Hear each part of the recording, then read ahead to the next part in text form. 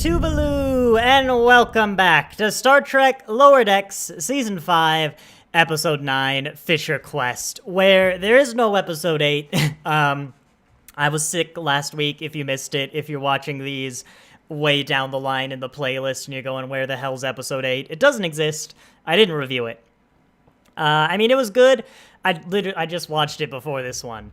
I like the concept, although it was built on the weird premise that it looks like the bridge crew doesn't do anything, which I feel Lower Decks does a really good job of not giving that impression, except for that episode. That was kind of weird, but otherwise good. But we're not here to talk about Episode 8. That was your review. We're here to talk about Episode 9 and all of these lovely, all of these lovely Harry Kims. And my frame rate is being bad. Why are you dropping 7% of frames? It's a static image. I haven't had this problem. Oh, wait, hang on a minute. I think I have an internet setting incorrectly configured. This will take a moment. But yeah, I did know Harry Kim was going to be in this not this episode, in this season. So that was the one returning character I knew about, and there we go. I fixed that setting. Hopefully the internet calms down. But yeah, this episode, of course, had a lot of returning characters, and I liked it. I really did like this episode. I liked finally getting into the plot and progressing the story and the overall story, or just progressing something, because maybe like half of the episodes this season I feel have had they've been in a bit of a weird position where they're not really progressing anything, which is a filler episode is fine, of course, like shows are built on filler episodes, but especially with the context of this being the last season, I've complained about that a lot, but this definitely was not one of those episodes. It's also funny for me as well. Of course, I posted on a picture of Garrick for this comment. That sometimes when you have the recurring character, I'm like, is that the voice actor? Because I haven't actually heard any of these people for like 20 to 30 years. And I usually get used to it. But shout-outs to Andrew Robinson here, who apparently their voice hasn't aged a day since they did Deep Space Nine. That one really did get me as like that's Garrick, who I was going to say I was not expecting to hear today. I actually was. I knew Garrick and Bashir and T'Pol would be in this episode, because I don't watch them until literally like 30 minutes ago. No. So yeah, I did know some things, but I did like the return to a few elements. We've got I was going to say Mirror Boimler. What would you call him? The clone Boimler? I guess the William Boimler. Which we hadn't seen in a while. I'm glad with this being Lower Decks final season, he's actually getting like addressed. I still don't buy him as a member of Section 31, because that is like our Boimler. That's always been weird to me. I wish maybe that had gotten a little bit more exploration, but I get this as a packed episode. I loved the joke of most of the crew, in fact, all of the crew except for the more senior positions, being Harry Kim. Because the joke, of course, if somehow you're not aware, watching a live stream about a review of an episode of Lower Decks that came out 4 days ago, the Harry Kim, the perpetual ensign, so I was always wondering if they, and I think it's made it into videos, if they did bring back Harry Kim, would you have him be an ensign? Would you have him be a captain? Would you sort of correct the injustice that he's never been promoted? I think I tossed around the joke that they're going to someone's like promotion party, but it turns out to be Harry Kim shortly before retirement being promoted to lieutenant. That seemed like a Lower Decks thing to do. But I love the joke that they somehow managed to go, what if we don't address Harry Kim's rank? However, we still make a joke about the perpetual ensign, and we also have the joke where he finally got promoted, but it's only to lieutenant, yet not even that, lieutenant, like Actually, not even junior grade. No, he is a lieutenant proper. But that's still somehow like a major deal. Brilliant. That one actually got a laugh out of me. I was kind of hoping the Kims would have a little more of a random rank distribution. They wouldn't be captain. Because, like, the idea of Harry Kim being an ensign in literally every universe is stretching it a little bit. But you couldn't then have the Lieutenant Kim betray everyone. Which felt pretty natural. I would say I predicted it, but that makes it sound like the show wanted it to be a twist, and I don't think they were really trying to hide it. I mean, it's also very Lower Decks that Kim gets angry that he never gets promoted, and therefore he takes over, well, he destroys the entire multiverse. Yeah, that sounds like something Mike McMahon would write, or Lower Decks would write. I will say, though, on that point, it's been... How long has it been? Like 6 years, 7 years of Alex Kurtzman running Star Trek? And at this point, I feel like he's actively trying to pair the seasons. Since Picard came out, and there were 2 seasons, 2 Star Treks running simultaneously, I think virtually every consecutive pair of seasons has had a strangely similar plot line. Of course, the season before this was Prodigy Season 2, which was also a story about our universe collapsing and, like, the timeline literally falling apart. And it did have multiverse shenanigans. Of course, the original being Discovery... Ooh, let's see. Season... No, it was Picard. It was Picard and Lower Decks. Sorry, that was right. That's the first pairing that had a finale where Riker came in and saved the day, like, at the last moment. Discovery Season 2 and Picard had evil AI, like, destroying the Federation. And we have these weird pairings. It's like, Kurtzman, your job is a showrunner, is to make sure that while maintaining, like, the feel of being in the same universe, these shows are distinct. This is the one, like, legitimate objective criticism I think you can throw at Kurtzman, and at this point I just want to know why he's doing it. Like, why he's watching these consecutive seasons and going like, yeah, you can do that. We just did a multiverse, but whatever.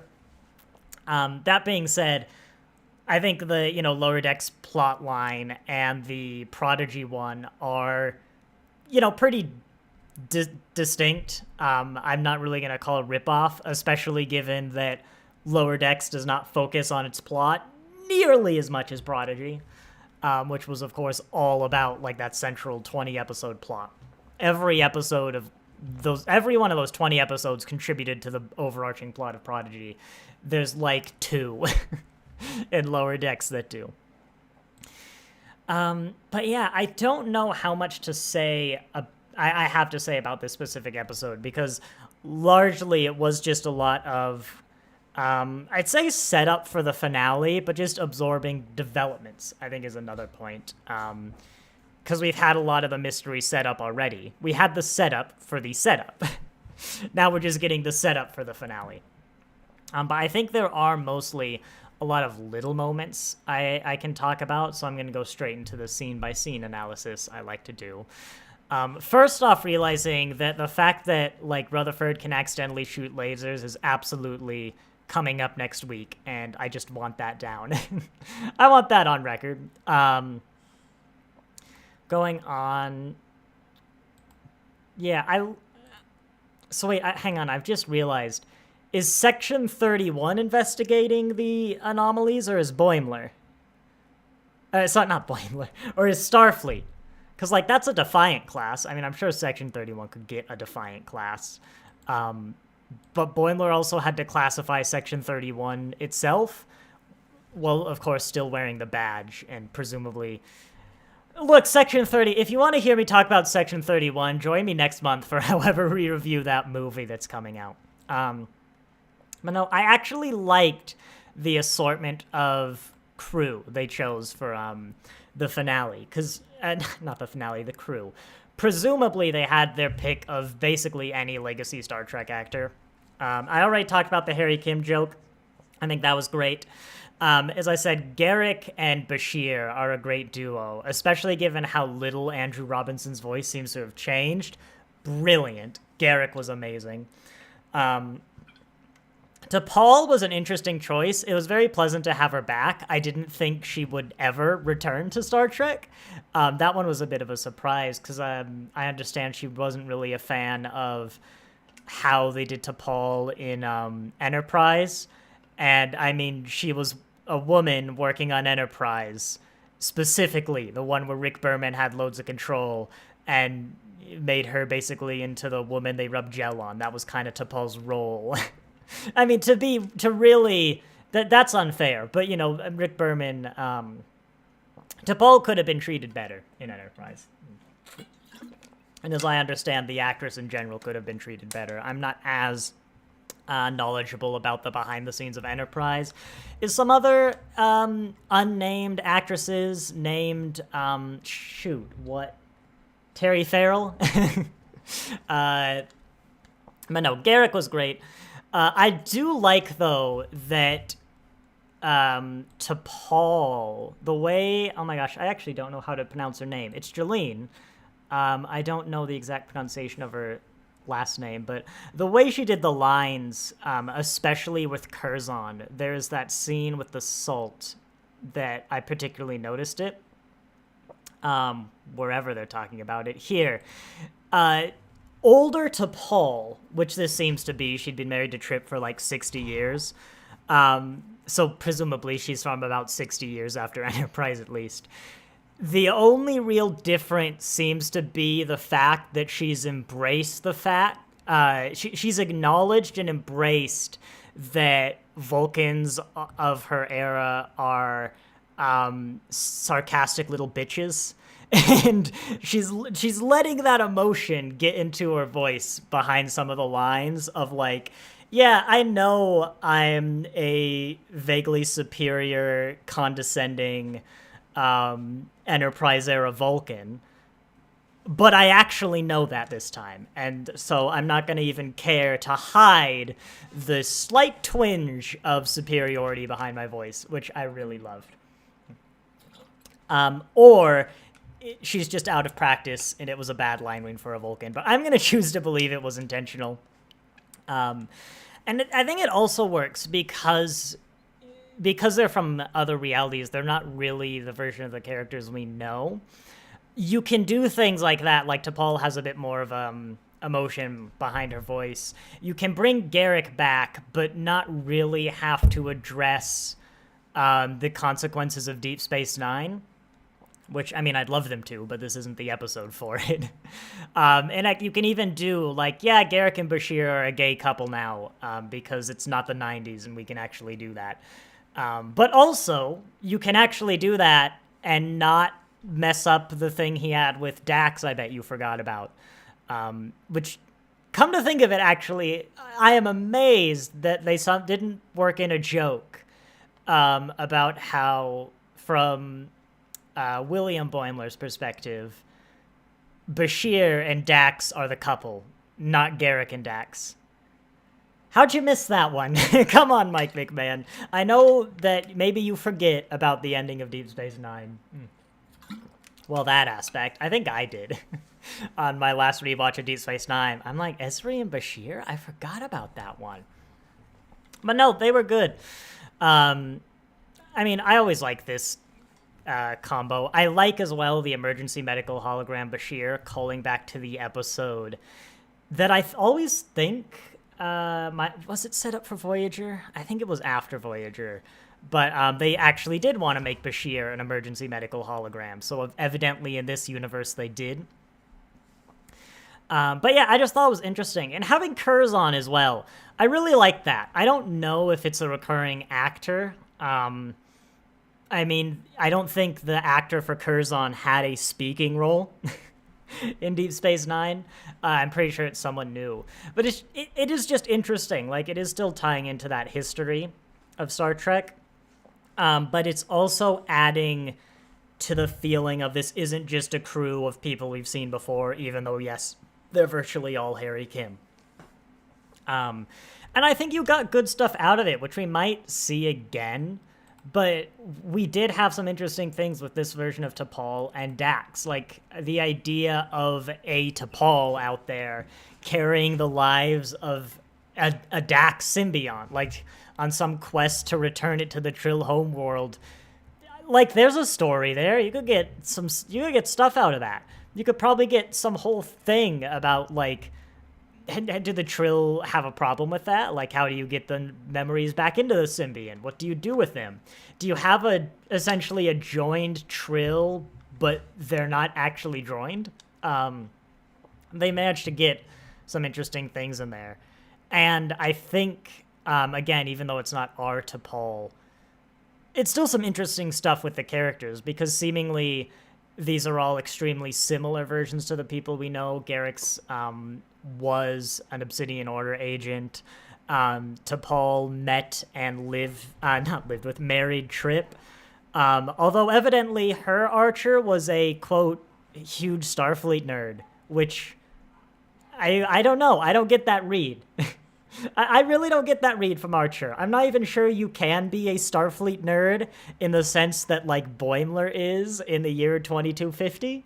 I don't think there's enough Starfleet, but not to gatekeep being a Starfleet nerd. I don't know. Maybe it's just been a while. Wouldn't we have a T'Pol Dax now? I was a bit confused. T'Pol didn't seem to have memories of Dax or change. That is an interesting way you could take it. But I think she mentioned, like, absorbing the Katra. So I think she's basically got Dax in her back pocket. But saying that, when Bones had, of course, Spock's Katra, he did go really weird. But, I don't know, Bones isn't a Vulcan. I don't think that was the read, but I also don't think this is really ever coming up again. But yeah, I interpret it as essentially, like, you know that Vulcan lady, I don't remember her name, who had Sarek's Katra with her? I think it's like that, where that woman didn't become like Sarek. She just had Sarek in her back pocket. Yeah, beyond that, Curzon, I think, was characterized pretty well. He felt like the glimpses of Curzon we see, and the guy that Sisko describes as, you know, sort of that rambunctious party animal, not, like, he's good at what he does, but he doesn't really have, like, a respect for his position, at least in the traditional sense, or, like, externally. It doesn't look like that. And, of course, super into Klingon culture. And so I think they did a really good job with Curzon. I liked that pick. And for all I know, they'd also just ran out of money. There's like Garrick, T'Pol, Bashir, and I don't know, Harry. There we go. Yeah, I'm forgetting about you, Harry. That's all the money we have. I don't know if there's too much left to say. I like that they did treat the Boimler as our Boimler. Like, even just the hug to Mariner and the joy of, like, yeah, if Boimler wasn't with the Cerritos crew for, like, 2 or 3 years now, I think he would get like this, and he's sick of the multiverse, because aren't we all? It is, again, not really gelling with Section 31 in my head, but I think this was a good character moment for Boimler in general. I just think Section 31 is... Look at this guy! You telling me this guy, like, evidently the modern version of Captain Jonathan Flippin Archer joined Section 31. No, I'm sorry, he didn't. Go away. Yeah, I don't know how much more. I think I've probably said all I have to on the crew dynamics. I mean, all the actors did a good job returning to them. Alexander Siding, I believe is his name, but I know he changed his last name. I don't remember if he changed it to Siding or from Siding, and I'm probably pronouncing it wrong anyway. But he was great. He was older, but still sounded like Bashir. T'Pol was definitely there as well. I do find it interesting that Bashir seems to have been drawn older. despite being a hologram, whereas T'Pol appears to have been drawn at the age of like 30 that I think she was in Enterprise. I don't think she was any older than she looked. But I kind of wish that was addressed. I get it doesn't matter because it's multiverses. I mean, heck, we have the woman from First Contact who's, I guess, still alive in this century. But, like, T'Pol's been married to Trip. She is later in her life. I mean, I guess she maybe could have lived this long, but that is extreme. Like, Spock's dad is younger than T'Pol by a few decades, and he didn't live this long. And so that was a little weird to me that, like, they drew T'Pol young, even though, of course, she sounds older. I don't know. That was just a bit weird, but that's getting pretty nitpicky. It just stood out as an odd decision, especially when the hologram is older. Going on, it did take me a while to clock her, because I don't remember her name. I don't even remember it now. And I'm pretty confident she's who I think I am. But I thought it was Freeman at first, because I'm like, she does sound kind of familiar. Is that just Carol Freeman going on there? But no, it's Ephraim Cochrane's friend, who, once I clocked it, I was like, oh yeah, no, that's the voice. That's why it sounds familiar. But, that was pleasant.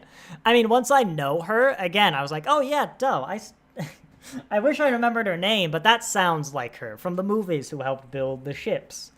I think that's a fun little surprise. Like, if you're gonna bring characters back, I think it's fun to get people like Garrick, but I think it's also fun to get people like her, who you're just not really expecting. And it does make sense for a sort of early exploration into other universes that I guess we're saying in some universe, humanity post-atomic horror, post-World War III could have done, but again, brushing past the weird timeline things.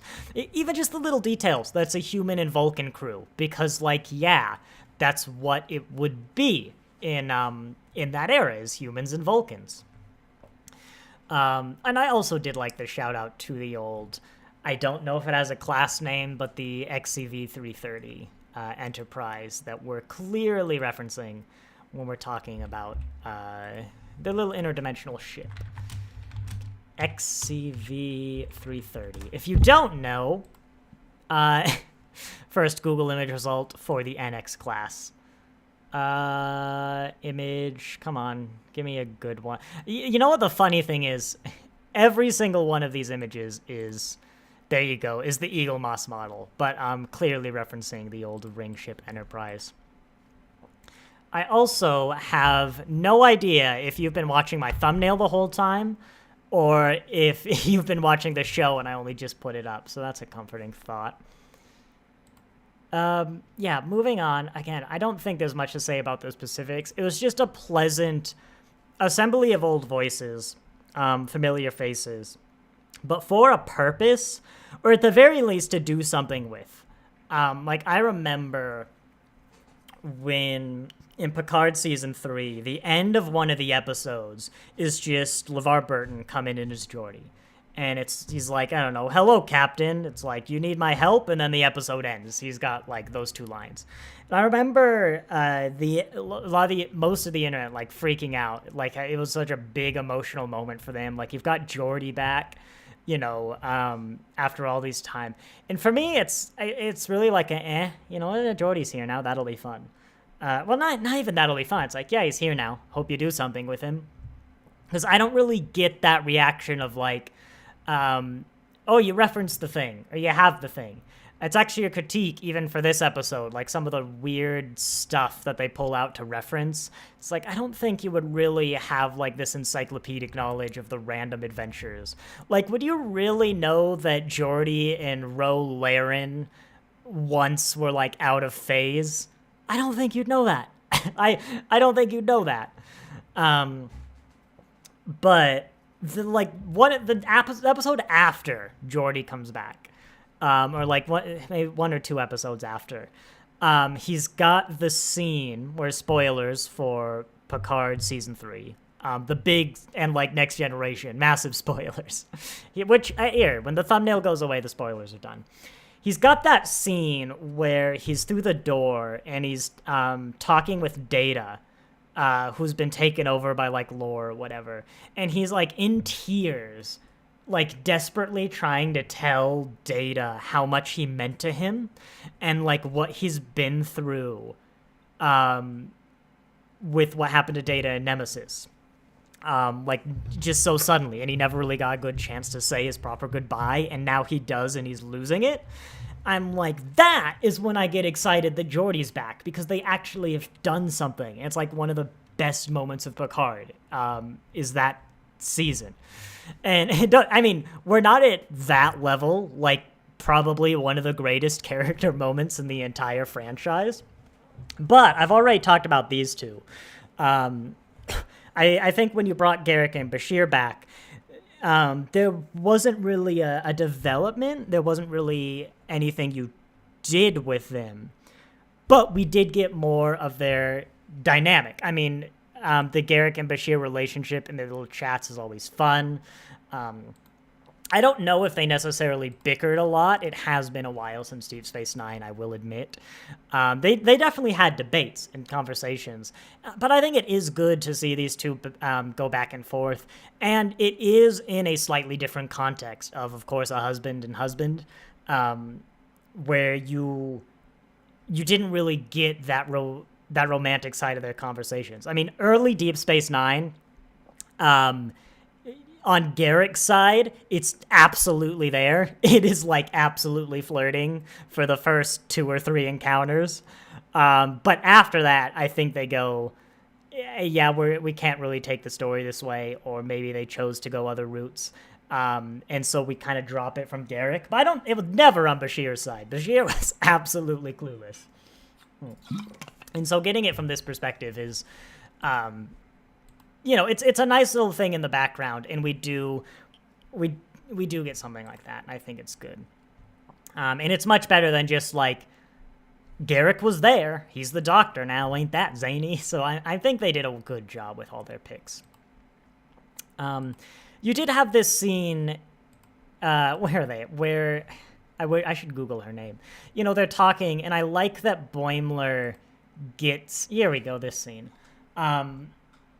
I like, on paper, the little arc of Boimler jaded with the multiverse, and then a realization of, like, no, here's why we do it. Here's the reflection, here's the introspection. Here's the yin and yang, the sort of complements of you going out to see new worlds and new civilizations to broaden your horizons. But then we explore inwards. And learn more about ourselves. And it's a good complementary pairing. It's just a shame that it's a bit of a BS perspective. No, I mean, it's fine. It's just, it's not how it's just not, I see the multiverse differently. When she talks about, I mean, for one, I think she's kind of racist, is like, look at what humanity can do. Humanity, specifically, there's a Vulcan right there in your crew. But also the idea that, like, somehow humanity's achievements in particular are different from the possibilities or the achievements that any other sentient life could make, and that there's even a distinction between humanity and sentience in general. That bothers me. I'm not going to dig too into that, though.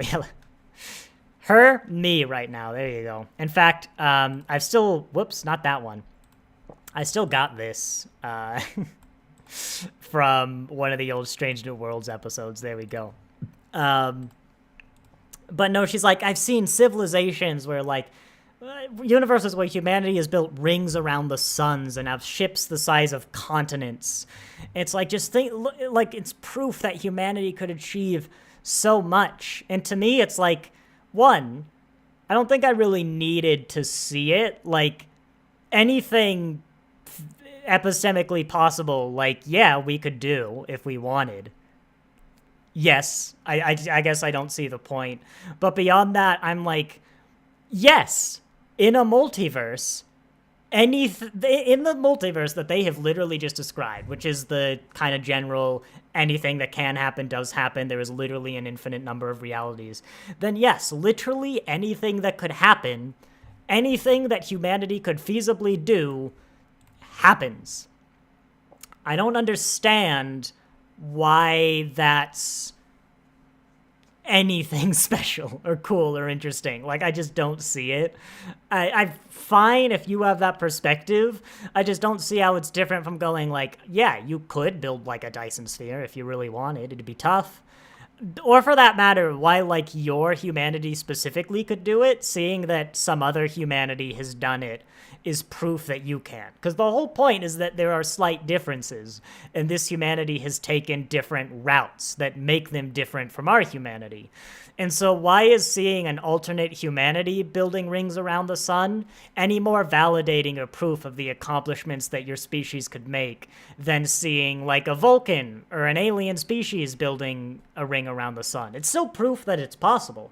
It's still proof that life like your own could accomplish these things. So it's like Boimler has this huge awakening, and I'm just sitting here like, nah, woman, you're just kind of weird. Like, I mean, cool on you. It inspires you. You're not really hurting anyone. I mean, you are. You're literally threatening the entire multiverse. But, you know, setting that aside, because you didn't know about it, cool on you. I just think you're crazy. Yeah. That's not really a critique on the episode. That is an engagement with the moral philosophy they are presenting that I just don't get and think's a bit racist, so... Well done. I was on a very different level than the episode during that scene. I was on a, I think you're wrong, and I'm slightly uncomfortable with this framing. Yeah,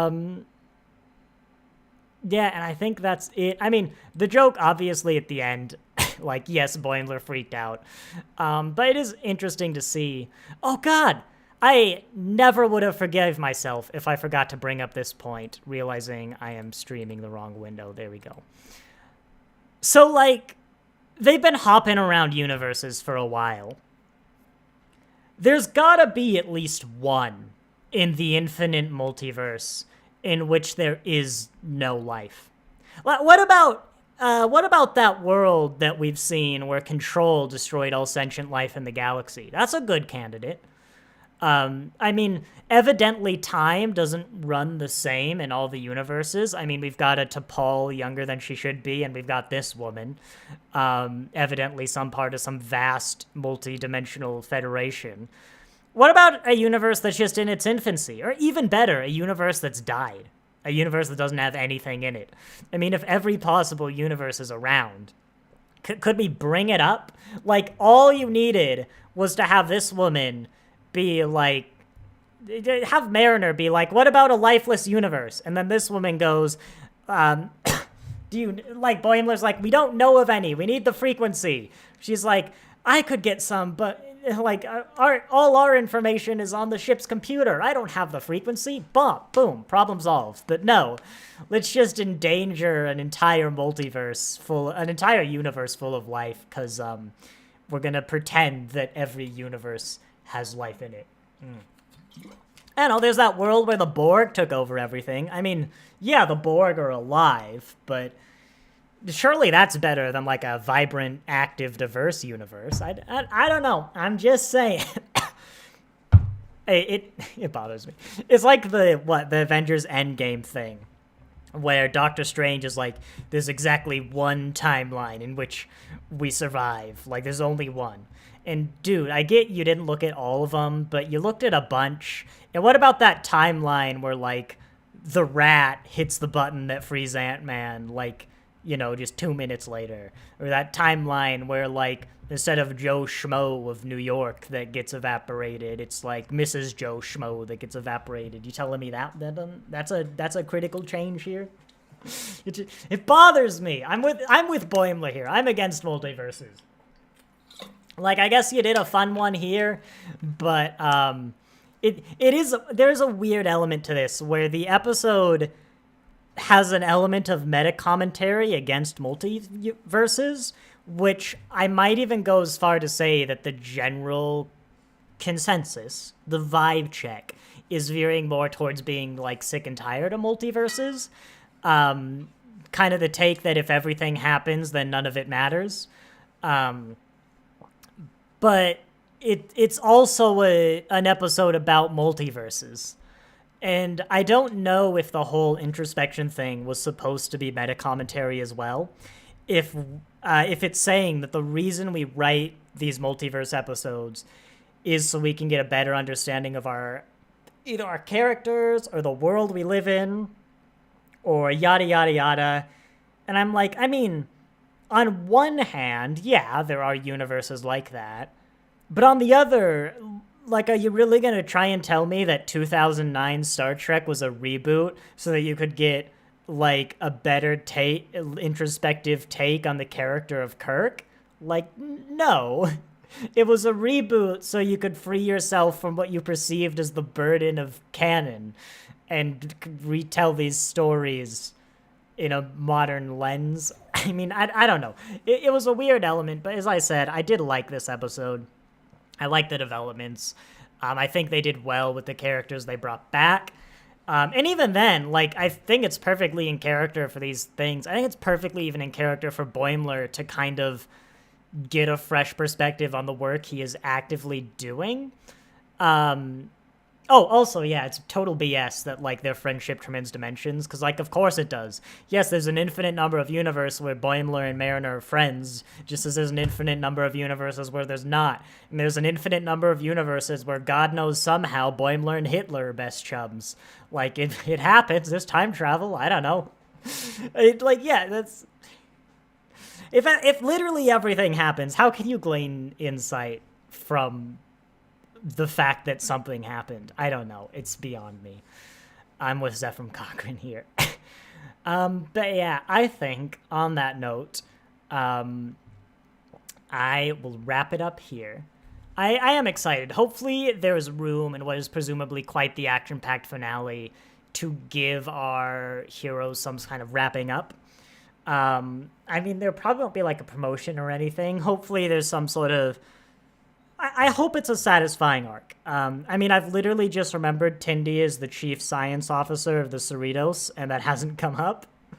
But, you know, at least she is the chief science officer of the Cerritos. Why wasn't she at that senior officer meeting, like, an episode ago with the whole senior staff? I mean, it had flippin' Miggly Moo, and Tindy and T'Lyn are senior staff members now. Don't think about it. But yeah, on that note specifically, a note about episode 8, I will say thank you all very much for watching.